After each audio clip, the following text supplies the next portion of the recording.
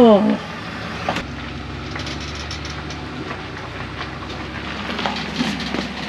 Wow. Woo! That guy knows how to drive, doesn't he? Oh boy, did he. Let me show you this site. We thought we were off the street. It looks like we are, but when they come through, we got to get so close because there's some massive, massive trailers that come through. So from this perspective, it doesn't look like we're parked too close. We were a little limited in this spot. In fact, we can't even put our awning out completely. When we came here, all this was wet. So we didn't really want to set up our stuff right here by the sewers. So we kind of squished everything that way. We made it work. So we've come to ride a portion of the Mickelson Trail, and it's closed that way. That says Edgemont Trailhead 16.2 miles. So there must be something. I think there's a bridge that way that I'm thinking maybe it's washed out. But it looks like we can go this other direction. Let's see what Stan's finding out. Okay, so we're at the Minnetonka Trailhead. It's 109 miles long, crosses more than 100 converted railroad bridges and through 4 rock tunnels. So apparently it's going to cost us some money. Trail fees, daily fee $4 a person. Annual fee $15. And then where do you attach this? Can you pay by credit card? No. Ex-nay, we decided this is a bust. We didn't bring cash. That side's closed, raining, it's cold. We need to go back and have dinner. This has not been our day. We were supposed to do this earlier. Oh, look at Stan. Look at Stan's got the money. But it's too cold. We went back after the mammoth site to the trailer. We were going to load the bikes, come ride then. It was gorgeous, 70 degrees today. We come back, you look in the bay, and that's when he finds the leak. water. So we thought it was, you saw it yesterday, but you thought it was because we washed the trailer that some seeped in there or whatever. But this goes to show you, because I did it at the night, and it always seems to happen when it gets down below freezing. But I did hear the pump going. It too. That's a tall tale sign you have a leak. Well, then he goes to get the part for the leak or for the clamp or whatever, and then you come back and I got a text on my phone that your def was low, which it hasn't been. It was like 3/4 full and I just filled it up. So, and when that happens, when you're a def alarm, it'll go in limp mode. So they say it sometimes happens when you overfill it. So I don't know. Oh, but it reset. Reset, everything is good. We're good. When things are just not working out, That's right. You just don't force it. That's right. And I'm looking at a rainstorm right now, which didn't say it was gonna rain at all. And we're gonna go through a rainstorm on the way back because I can see all the rain right here. I want to show you what we bought. We bought this automatic water dispenser, and it goes on the top of our 5-gallon water bottle. And before we leave, we fill it with the fresh water in town. I think Walmart has them too. In this case, it was 30 cents a gallon. So we just fill it up. It's a 5-gallon water bottle. Pretty cheap. So then I have these that I just keep and I just refill. What's neat, it comes with the USB cord, so it just recharges. So I have it all charged up and ready to go. So what we're going to do is pull this little tab. Got the hose, pop the hose right in there. I'm trying to remember what I paid for this. I think it was 20 bucks. We've used it when we were boondocking. It's amazing. Sits right there on the top. And then it comes with the little spout. So we want to make sure we put that on. Before you turn it on, you got to be ready to go with your water bottle. So push the button right there.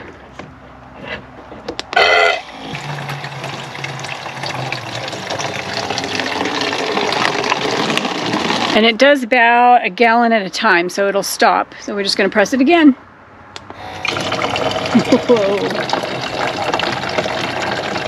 We also like to use it just to refill our water bottles. It's so easy. You could just set this up and leave it outside and let the kids get the water filled, the water dog bowls and all that. So super easy. So if you think this is something you're interested in, we have it in our Amazon store. You guys can check it out. I think it's under our favorite RV items. A new place, a new home, for a while, let me feel alive. Nothing to hold me back, take my time, just enjoy the ride. A new man passing by, life is good, best I've ever felt. Get me up, somewhere new, somewhere I can find myself. Oh, I feel so alive. Well, we're heading into Wind Cave National Park for the Natural Entrance Tour. This has been a long time coming. Rhonda's been wanting to do this for quite some time. And now we're finally here. We discovered this is the smallest national park. It's got 33,000 acres, but we've already seen bison. Oh my gosh. As soon as we came into the park, there they were, waiting for us. The token bison, always at the front gate. So this is an hour and 15-minute tour. So here we go. If you were here Sunday at noon, last Sunday at noon, or Monday, I would have told you we're the 7th longest cave in the world. Well, at noon 05, we are the 6th longest cave in the world, not the longest. In the US, it's Mammoth Cave, Jewel Cave, which is in Custer County, and then our cave. All caves that are completely different from each other, and all dry caves.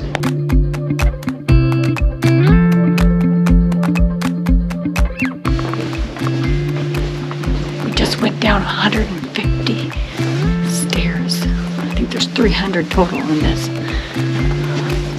It's a little tight in spots. What you are looking at is what makes Wind Cave very, very special, right? This rock formation is called boxwork, and 95% of all the boxwork that's known on this earth is found here at Wind Cave. The other 5% is spread out between California, British Columbia, the Ukraine, and there's a small amount more here in Custer County that would be at Jewel Cave, our sister cave.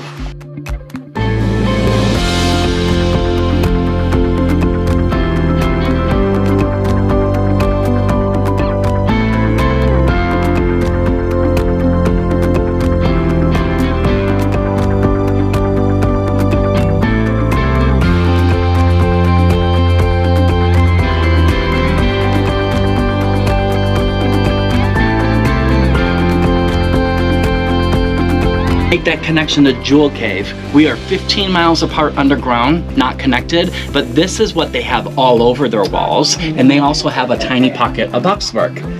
So in 1903, with an act of Congress, Teddy Roosevelt names Wind Cave a national park.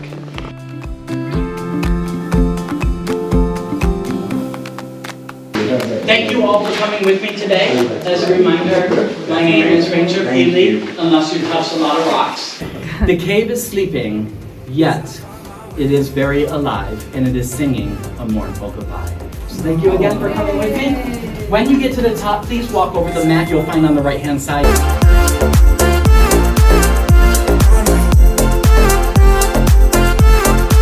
'Cause I found my way, my way, my way. On my way, my way. 'Cause I found my way, my way, my way. On my way, my way. I found my way, I found my way. I was in the dark against it all, but made it through the day. 'Cause I found my way, I found my way. In bad times, I know I'll be okay. 'Cause I found my way. We're in Wind Cave National Park. We're traveling through the park now. This is probably one of the most beautiful parks I've been in. It's so quiet. We're here, it's April 27th, 2023. We had 24 people on the tour when they say they normally had 40. It was fun. You know, we've been through a lot of different caves and cave systems. It was very interesting, very fun. The ranger made it a lot of fun, and yeah, definitely recommend. It was the natural entrance tour. You can do one where you can actually crawl through. That's not for me. I'm definitely claustrophobic. So this one got me a little bit because it was tight in spots, but not too bad, not too bad. But we are just kind of driving through the park now. Look at this beauty.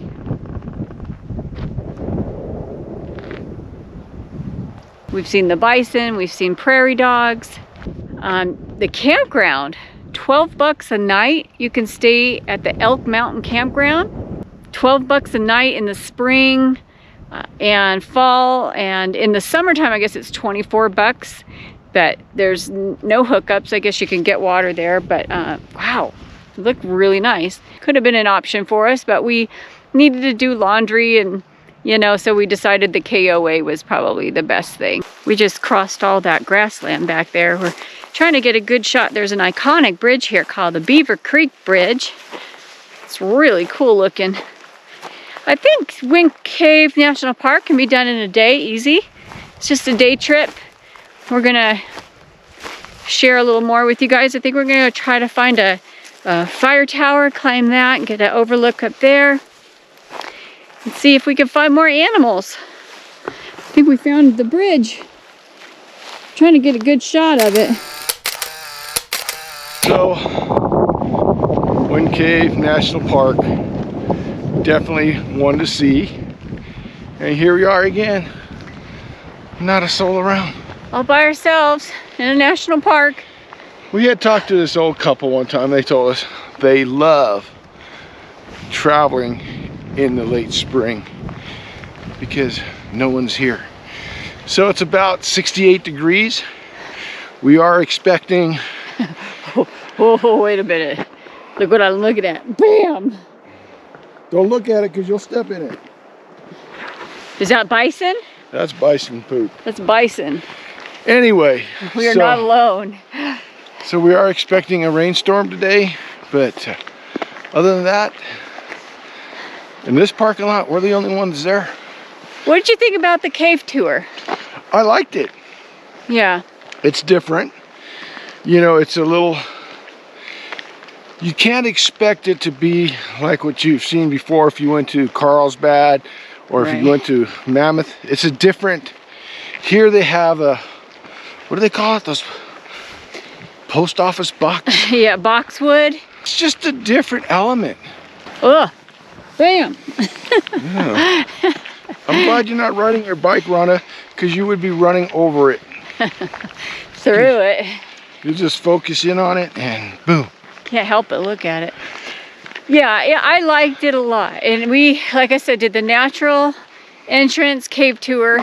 Although we were picturing like the Carlsbad Cavern, the real big natural entrance going down. The thing I did like about Carlsbad was that it is self-guided. You do your own. No. Carlsbad. Huh? Yes. No. We went by ourselves. No. Yes, we did. No, we didn't. Yeah. Yes, we did. No. Mammoth, we didn't. Oh. Because we could just do our own thing.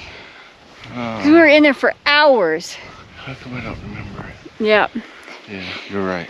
Mammoth had a tour guide. Right. This has a tour guide. Right. But definitely worth it. We paid $14 for me, $12 for Stan, 16 over. Old man, I got old man discount. So it totally is worth it. Hour and 15 minutes. Oh, what I was saying about that natural entrance, it's just so small. So they tell you a whole story about the Lakota tribe and how they discovered it and what their beliefs were on it. And so you just have to, you know. Their culture. It's their culture and their spiritual world and their beliefs and stuff. So they do share that information. But so let's go hike to up that tower. okay. Let's go look. Hopefully we can find more animals. We did see a coyote running, but Yeah, he was too fast. I see too many coyotes. I want to see wolves. Yeah.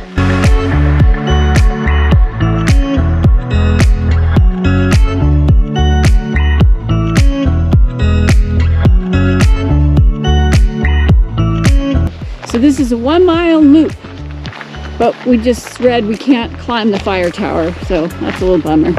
So there's just one other person in the parking lot. You can see him back there. I'm telling you, this is amazing. I love this place.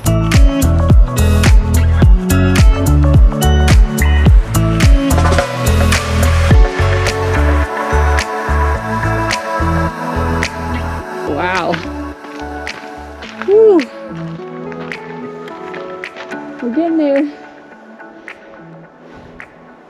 So we just read this is the highest point in the park. And on a clear day you can see the Badlands National Park, but I don't think, it's not clear enough for that today. We're stormy weather hikers. I think the elevation is going to be just shy of 5,000 feet. A little chilly. Doable.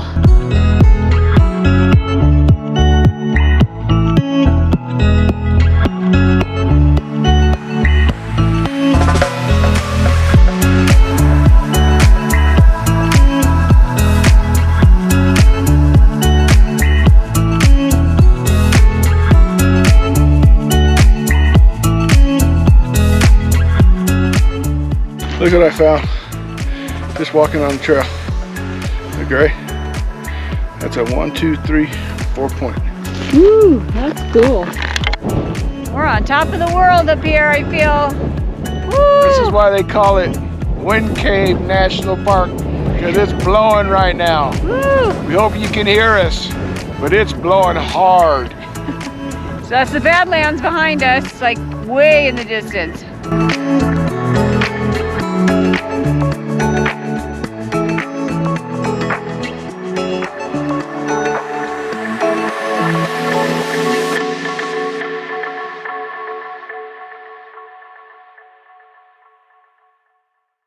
We're going back to the KOA by the C5, I think they call it. Is that what it was? C5? I thought it was an MP5. We'll put it down there. But on our Google, it says Highland Ridge Road. But that's where we saw those 2 bison close to the road, all the prairie dogs. This is a really cool road. There's just something so beautiful about this place. I love the rolling hills. There's the trees. You got those rugged rocks.